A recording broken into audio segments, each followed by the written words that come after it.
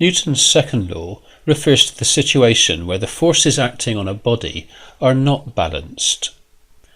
This is clearly the situation here, whereas the weight and the reaction do balance each other, so the forces acting in a vertical direction are balanced. The forces acting in a horizontal direction are clearly not balanced, so we have the thrust here with symbol T, and the air resistance and friction in the moving parts represented by the symbol R, while the thrust is clearly greater than the resistance.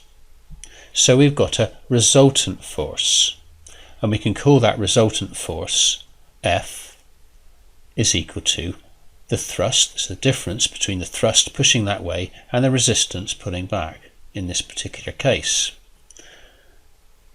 Now, Newton's second law states that if the forces acting on a body, as in this particular case, are not balanced or unbalanced, then the body will accelerate. So by accelerate, this could mean that the body will get faster, in which case the acceleration is positive, or it could get slower, in which case the acceleration is negative, or it could be travelling at a constant speed but changing direction. So those are three different ways of interpreting an acceleration or an accelerating body. Either it's getting faster with a positive A, or it's getting slower with a negative A, or it's travelling at a constant speed but changing direction.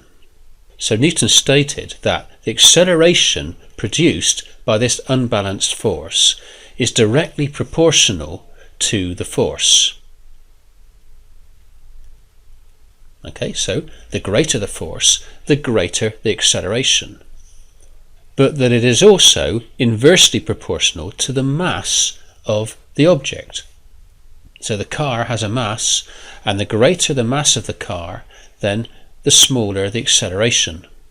Okay, so it's inversely proportional to the mass of the moving object.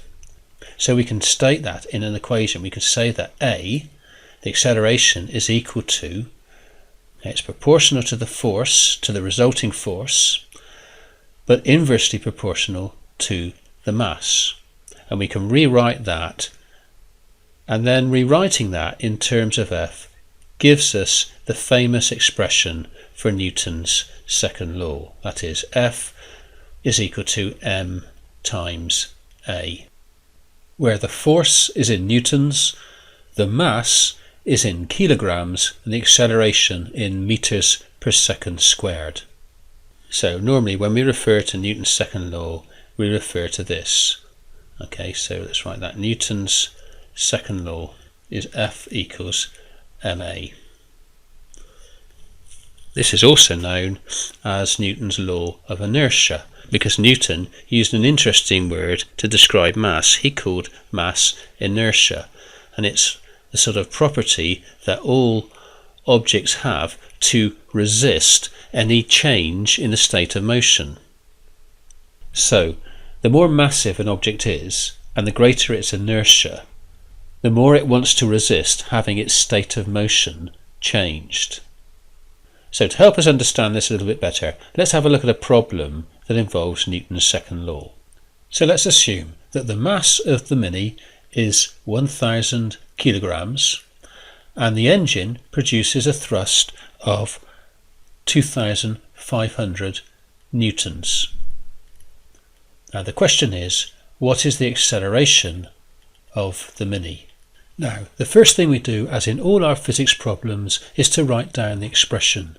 So the expression that we're using here is F is equal to ma. That's Newton's second law.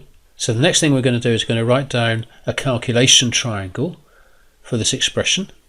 That's going to help us manipulate the expression. And we remember that if we have an expression in the form of something equals something times something, well, the something times something goes at the bottom, which is the mass times the acceleration, and the third variable goes on top, which is the force here.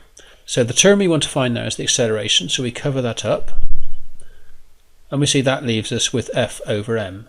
So we can now write the expression as A equals F divided by m. We then write down the values. We remember that F is equal to 2,500 newtons,